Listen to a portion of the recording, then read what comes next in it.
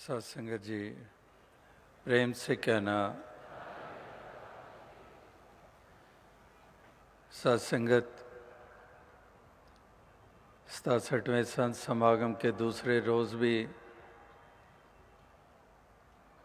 पहले दिन की तरह पूर्ण आनंदमय वातावरण बना हुआ है।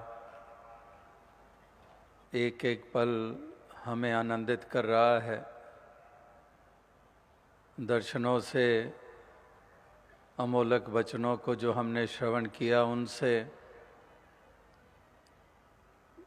हृदय की एक एक तरंग भक्ति में डूबी हुई, जिसके कारण जीवन में आनंद आता है।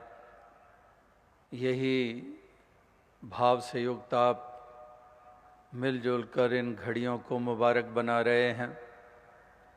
घड़ियाँ, लम्हे, पल वो तो समय जिसको हम कहते हैं, वो अपनी रफ्तार से चलता चला जाता है। लेकिन उन्हीं घड़ियों और उन्हीं लम्हों को मुबारक बनाया जा सकता है जब हम अपने हृदय के भाव भक्ति वाले बना लेते हैं। जब हमारे हृदय में समर्पण भाव हो जाता है, जब हम इसी के एहसास में डूब जाते हैं, और फिर वो घड़ियाँ और लम्हे, वो पल क्षण जो बीतते हैं, वो सुंदर होते हैं। कई दफ़ा दास ने दोहराया कि जब ये नई सदी का आगमन हुआ, जब सन 2000 में हमने प्रवेश किया, 1999 के बाद जब ईयर 2000 चढ़ा, तो उस वक्त एक स्लोगन इसी मिशन के मंच से दिया गया कि युग सुंदर, सदियां सुंदर, हर पल सुंदर, गर मानव जीवन हो सुंदर। कि युगों और सदियों और पलों, लम्हों की सुंदरता, गर मानव जीवन हो सुंदर। जिन भावनाओं का जिक्र हो रहा है, वो भावनाएं हृदय में घर कर जाती हैं तो जीवन सुंदर बन जाता है। यानी कि घड़ियाँ, लम्हे, युग, सदियाँ, उनकी महत्ता मन की सुंदरता के कारण है। इसीलिए यहाँ पर इसी मन की सुंदरता के लिए, जो हमें असल में इंसानी स्वरूप प्रदान करता है, क्योंकि भाव ही तो हैं जो हमें इंसानी जामे में होते हुए शैतानियत के रास्ते पे चलाते हैं, हैवानियत के रास्ते पे चलाते हैं। ये हृदय के भाव ही होते हैं। ये हमारा हमारी अंधकारमय सोच ही होती है, जिसके कारण हम इस मानवीय जिस्म को भी कलंकित करते हैं, मानव जाति को कलंकित करते हैं। तो यहाँ पर मन की सुंदरता की बात हो रही है, जिसके कारण इंसानी वजूद में होकर भी हम देवता का रूप बन जाते हैं, और देवता का रूप ही नहीं, हम परमात्मा का रूप बन जाते हैं। जैसे कि सदैव से संतों, गुरु, पीर, पैगंबरों ने जो ये विधि और ढंग बताया, एक आत्म रूप होने का, एक परम अस्तित्व का रूप बनने का, यही एक ढंग है। तो इसीलिए आज सभी आप मिल बैठकर इन्हीं भावनाओं को और सुदृढ़ करने के लिए अपना महत्वपूर्ण योगदान दे रहे हैं। इस समागम के अवसर पर जो मिशन का ध्येय है, उसके अनुसार ही जगह जगह पर रहने वाले आप, हिंदुस्तान के हर प्रांत से नुमाइंदगी यहाँ इन मैदानों में हो रही है, विश्व के अनेकों मुल्कों से हो रही है। तो इसी अभिप्राय को पूरा करने के लिए अपनी अपनी जगहों पर रहकर उन्हीं भाषाओं का इस्तेमाल करते हुए जो प्रांतीय भाषाएं हैं उन्हीं भाषाओं को उपयोग करते हुए उसी रहन सहन के अनुसार इन भावनाओं को उजागर कर रहे हैं। जैसे आपने ऐसे अमोलक वचन श्रवण किए जो हमें और जागृति प्रदान कर रहे थे, गीतों के रूप में, कविताओं के रूप में, व्याख्यान के रूप में, वो हमारा भी ध्यान इस तरफ ही दिला रहे थे कि भाषाएं, पहरावे, कल्चर, संस्कृतियां, ये बाहरी हमारे लिबास, हमारी शक्ल सूरतें, ये प्राइमरी नहीं है। ये सब कल्चर्स और ये सारी चीज़ें बाद में जुड़ी हैं। जो मूल है, जो प्राइमरी है, वो वास्तविकता में हमारा एक असल रूप, एक मानव वाला, जिसमें आत्मा बसती है, आत्मा जो परमात्मा की अंश है, जो डिविनिटी, जो एक डिवाइन परमात्मा, ईश्वर निराकार, इसी की अंश आत्मा बसती है हर घट में। तो उसको मुख्य रखना, उसको मूल रूप में उजागर करना अपने जीवन में, तब वास्तविकता में हमारे जीवन का महत्व बनता है और हम एक सही इंसान कहलाने के हकदार बनते हैं। ये लोक और परलोक दोनों को संवारने वाले बन जाते हैं। इसीलिए मूल के साथ जुड़ने की सदैव से महापुरुषों, भक्तों ने ये बात की है। ये आत्मा कब से भटकी हुई, अपने मूल से आवागमन के बंधन में पड़ी हुई, अज्ञानता बरकरार रही। अज्ञानता बरकरार ना रहती तो इसका आवागमन का बंधन समाप्त हो गया होता, और जब जब भी समाप्त होता है इस अंधकार के मिटने से होता है, ज्ञान के उजाले से होता है, अपने असली रूप में स्थित होने से होता है। अगर आवागमन के बंधन चलते रहे, उसका कारण यही रहा, क्योंकि जो हमने बाहरी सिलसिलों को महत्ता दे दी, हमने अपने पहरावों को, अपनी भाषाओं को, अपने संस्कृतियों को और नाना प्रकार की दुनियावी सिलसिलों को विशेषताएं दी और उन्हीं तक सीमित रह गए। वही अपनी पहचानें बना ली, वही अपनी आइडेंटिटी बना ली, और जो मूल रूप में जो हमारी असल आइडेंटिटी थी उसमें हम स्थित नहीं हुए, उससे अनजान रहे, यानी कि आत्मा अनजान रही। तो इसीलिए इसके आवागमन के बंधन से इसको निजात ना मिली। जम जम मरे मरे फुन जम्मे, बहुत सजाए प्या देश लम्मे, कादर करीम ना जाना जे तो तिल पीड़े जो कहानियाँ। ये जन्मना मरना, ये इस आत्मा के साथ चलता चला गया। शरीर धारण, एक के बाद दूसरा, एक योनि के बाद दूसरी योनि, ये सिलसिला चलता चला गया। तो जहाँ पर ये आत्मा के लिए एक कष्ट का कारण ये अज्ञानता, वहाँ पर जैसे कहा कि इंसान के म्यार को नीचा गिराने के लिए भी यही अज्ञानता कारण हमेशा से बनी है। आज भी अगर ये इंसान का म्यार गिरा है, उसके पीछे यही अज्ञानता का अंधकार है। जिस अंधकार को ढो रहे हैं, जिस डार्कनेस में हम एक विचरण कर रहे हैं, जो आत्मा के साथ भी जुड़ा हुआ अंधकार, मन पे भी छाया हुआ ये अंधकार, इसी अंधकार ने भ्रम पैदा किए और भ्रमों ने हमें किस कदर बांध दिया, ऐसी स्थिति में ला खड़ा किया कि हम उन ऊंचाइयों को ना छू पाए। ये इंसानी जन्म हीरे जैसा जन्म अमोलक बताया गया है।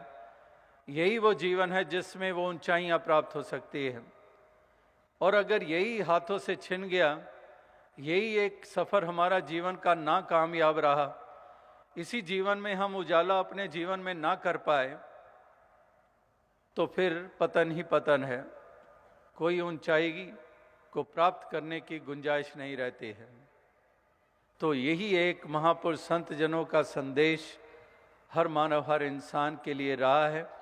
जैसे आज भी इस सत्संग में the words of wisdom you heard from so many saints, and once again, like yesterday, I am full of gratitude and thank the team of doctors who have traveled from far off. And today, Dr. Kelly and his associates, the team, whole team, which is working so dedicatedly to relieve as many as possible from their pains. And this is a true example of dedication where we think of others before ourselves. That's what selflessness is. People are full of selfishness for fame, for worldly achievements. They will always and are taking steps to pull down others and take their places. So much exploitation taking place because of that selfishness. But in the eyes of God Almighty, this Lord, selflessness, the feeling of selflessness is prime. It has a higher stature. So the service of mankind, which is done with the feeling of selflessness, is what is required. Because as I said, there's so much selfishness we are seeing all around. So much ego, we have become so egoist that we look down upon others on the basis of caste, color, creed, religion, nationalities, on gender basis. We always look down upon others. Whereas it was said that God made man in his own image. If God made man in his own image, then the regards we have for God, we have to have the regards for the humankind, which is the creation of God Almighty and the spark of divinity, which resides in all bodies in the form of soul, which is from the oversoul. So we have to, like the doctors are treating, the pain, the ailments which are giving pain in our necks, in our backs, in our limbs, various limbs. So they are relieving so many from the pains. Similarly, there is another form of pain which this soul is going through, which whole mankind is going through because of this ignorance and being not one with God. Just living at the level of worldliness. So there are so many ailments which have engrossed people's minds and hearts. तो कहने का भाव यही है कि महापुरुषों ने, संतों ने, भक्तों ने हमें यही शिक्षाएं दी थी कि परमात्मा ईश्वर निराकार पारब्रह्म ये घट-घट में बसता है। घट-घट अंतर सर्व निरंतर केवल एक मुरारी, कि एक मुरारी ही घट-घट में बसता है और इसलिए कोई पराया कोई बेगाना नहीं है। सारे खुदा के बंदे हैं। ये मखलूक सारी है कुंभा खुदा का। वसुदैव कुटुंबकम, ये पंक्तियां तो हम अरसे से पढ़ते सुनते आ रहे हैं, लेकिन इस धरती पे बसने वाली वसुधा के ऊपर बसने वाले तमाम लोगों को हम एक कुटुंब का हिस्सा नहीं मानते हैं। हमारी अपनी अपनी बिरादरियां, हमारे अपनी अपनी कौमें, हमारे अपने अपने ऐसे स्वरूप बनकर रह गए हैं। अपनी जातियां, अपने मज़हब, मज़ो मिल्लत की दीवारें इस कदर हमने खड़ी कर ली हैं। कहाँ पर कुटुंब, इस वसुधा पे बसने वाला एक कुटुंब है, एक कुटुंब नहीं है। We are a divided lot. As I mentioned yesterday too, and I have been always mentioning about Berlin Wall. First time I visited Berlin was that in 1987, December 1987, or it was January 88. At that time, the wall was intact in its place. But second time I visited in 1990 or 91, that wall was no more. And few years after that, once again when I visited Berlin, I saw so much graffiti was done on various pieces of walls which are still maintained, which reminds us about once that wall which was dividing. And those lines just got engraved deep in my heart, in my thought, and those lines were that this world is too small for walls, that our world is too small for walls. And just few days back, that is 8th of November, an event was organized in Berlin where I was invited to be one of the speakers. But because of this event and the dates were so close, so I couldn't make it. And the theme of that event and that seminar was also this, that the world without walls. So saints and sages, they never divided us. महापुरुषों भक्तों ने कभी हमें अलग अलग नहीं किया. उन्होंने तो बल्कि हमें इसी बात का एहसास कराया कि एक नूर है सबके अंदर, नर है चाहे नारी है, ब्राह्मण क्षत्रिय वैश्य हरिजन एक की खलकत सारी है, कि हम एक हैं, परमात्मा की संतान हैं. Then why these barriers? The barriers are man-made barriers, not God-made barriers. A child is born, an innocent child. He doesn't have any language. If somebody belongs to some other culture or one who speaks not that language which the parents speak, who have given birth to that child, and somebody adapts it, that child, and the language of that child becomes that which those parents, those couple use who have adopted that child. Like once somebody adopted a child, and out of ignorance they started learning that language. The child which they were adopting belonged to a Maharashtrian family, and those who were adopting, they belonged to a Gujarati family. And that couple, they started learning Marathi language. And people asked, why are you learning Marathi language? They said, because the child which we are adopting belongs to a Marathi family. Then people said, what are you doing? The child has no language. So we all were born without any language.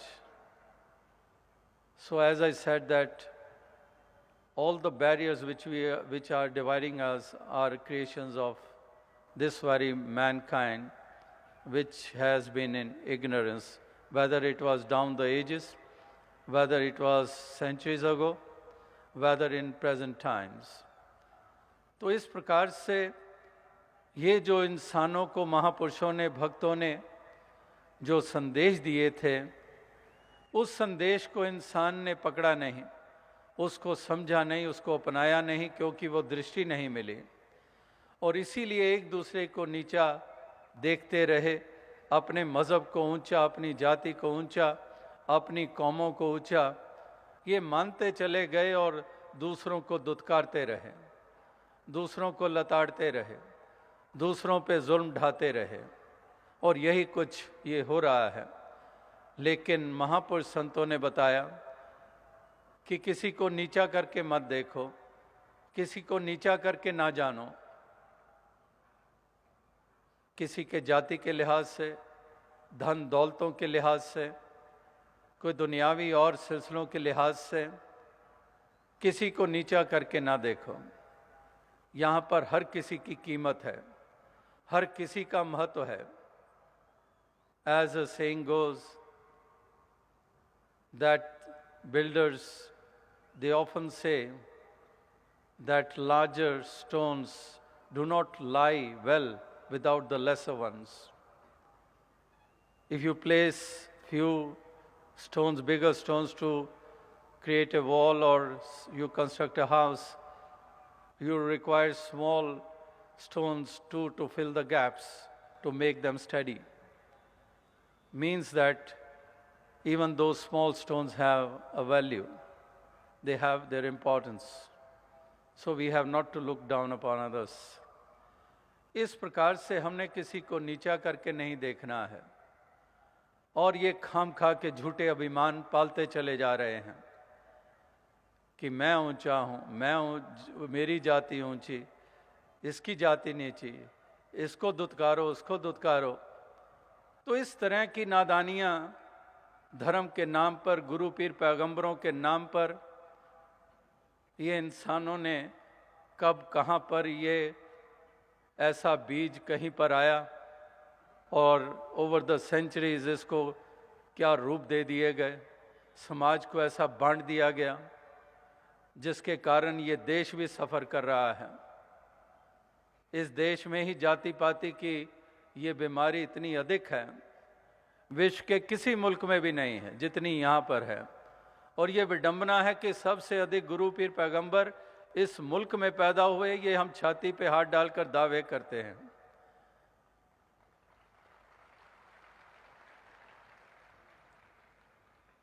बात वही आ जाती है कि इसके कारण अज्ञानता है। अज्ञानता है और हम कुछ सोच चलते चली जा रही है, हमारी चाल वैसी चलती चली जा रही है। एक कतार में इबादत करने के लिए बैठे हुए एक उनमें से ही उसने देखा मेरे आगे वाले की कमीज़ थोड़ी छोटी है, उसका थोड़ा सा शरीर का हिस्सा नज़र आ रहा था, तो उसने आगे वाले की कमीज़ खींच दी कि वो थोड़ा सा नग्न हिस्सा ढक जाए। उसने उस भाव से खींची वो कमीज़ और जिसकी खींची थी उसने आगे वाले की खींच दी, उसने अपने आगे वाले की खींच दी और आगे वाले की वो कमीज़ खींचते चले गए। फिर पूछा क्या कर रहे हो, कहते पीछे वाले से पूछो। उससे कहा, वो कहता पीछे वाले से पूछो। यानी कि वो कहाँ से आरंभ हुई थी वो तो पता ही नहीं। जैसे वो एक कहावत है जिसमें एक वो कोट निगाहों में आई थी कि when you hear an eyewitness account, two different eyewitness accounts of an accident, you wonder about the history. एक ही घटना हुई होती है और दो जो कहते हैं हम चश्मदीद हैं, दोनों के बयान अलग हैं और सोचें कि हिस्ट्री में पता नहीं क्या हुआ होगा, क्या होगा, कैसे हुआ होगा और हम क्या क्या अपने आधार बनाकर चलते चले आ रहे हैं, अंधकार ढोते चले आ रहे हैं। जैसे कि उस वक़्त भी जब ये मान्यता थी कि धरती गोल नहीं है, लेवल्ड है, और उस इंसान के साथ क्या जुल्म किए गए उसके ऊपर जिसने ये कहा कि धरती गोल है, मार डालो इसको, काट डालो, जिंदा जला दो। ये आया बताने के लिए कि धरती गोल है। हमारे बाप, हमारे दादा परदादा वो क्या ना समझ थे, क्या वो नादान थे? लेकिन time proved that that person was right who said the earth is round and not flat. समय ने बताया। तो दास वही बात कर रहा था कि हम अज्ञानता में रहते हैं और इसी अज्ञानता को दूर करने के लिए ही, जैसे कबीर जी ने कहा कि तिमिर गयो रवि देखते, कुमति गई गुरु ज्ञान, सुमति गई अति लोभते और भक्ति गई अभिमान। कि तिमिर गयो रवि देखते, तिमिर अंधकार मिटता है रवि के उदय होने से, सूर्य के उदय होने से इस प्रकार से उजाला हो जाता है, जीवन में उजाला हो जाता है। ये की ढंग है, रोशनी का रटन करने से भी नहीं होने वाला है। आपके कमरे में अंधकार है, आप रोशनी रोशनी 5000 वॉट्स जितना मर्जी रिटर्न करते रहे, ठोकरें ही ठोकरें हैं, भ्रम ही भ्रम है।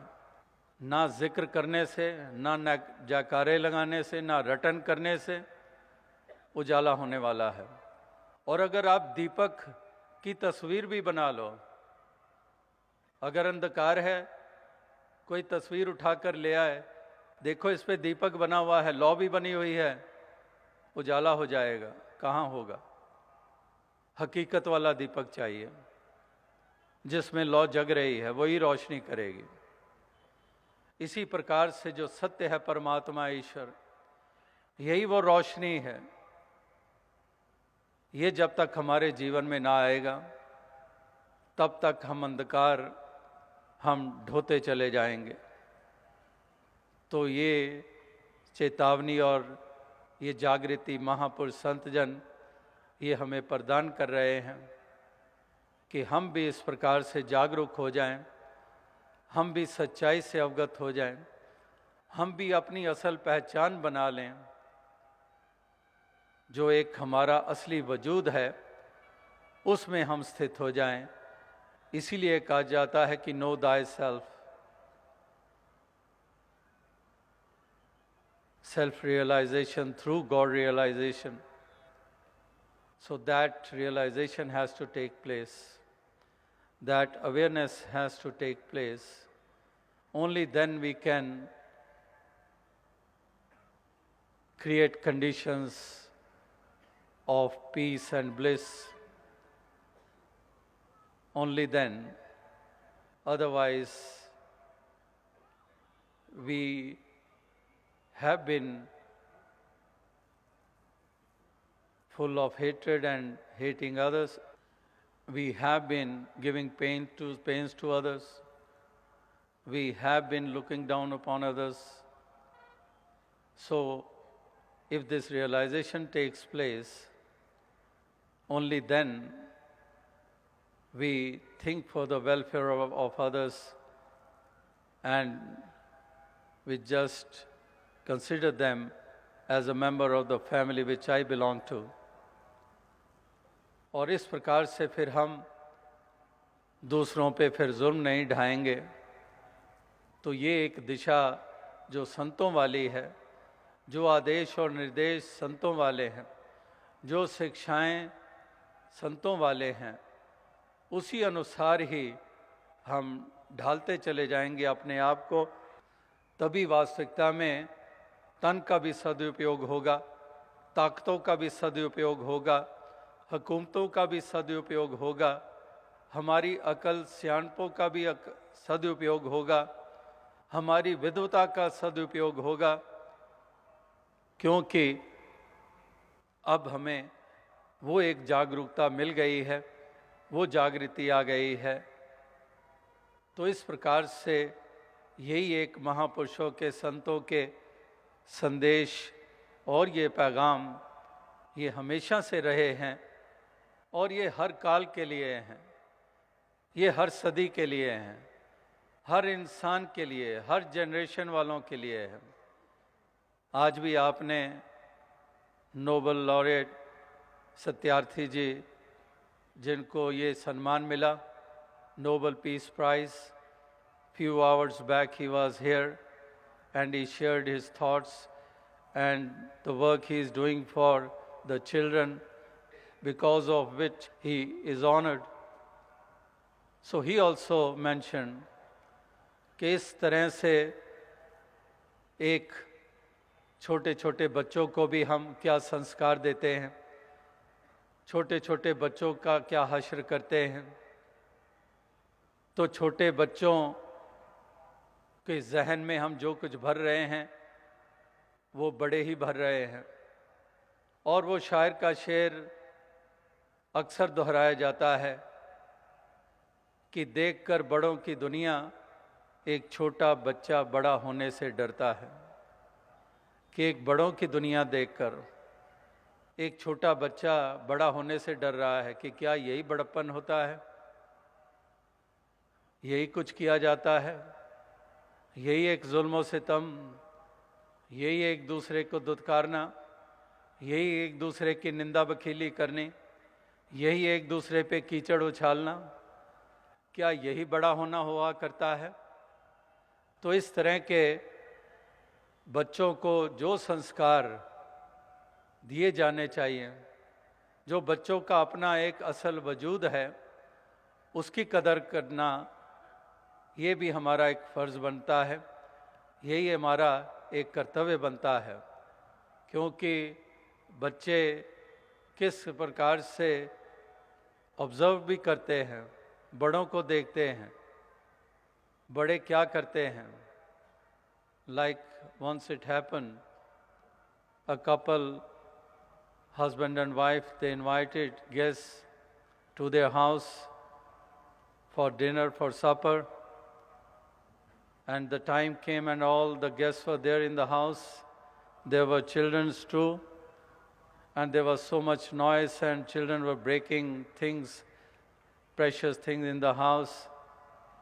So much gossiping was going on. So the wife, she was in the kitchen and she calls her young daughter and tells her that, child, we are going to start supper and we always pray to God before taking meals. So you will do it today. You will read the prayers. And the daughter says, Mom, I do not know what to say. I do not remember the words. And the mother says, no worries. What Mom says, that you repeat over there, you recite over there. And time came, and the daughter, she started the prayer, oh God, why on earth I invited these guests to my house? Because the mom was saying that, using those words in the kitchen.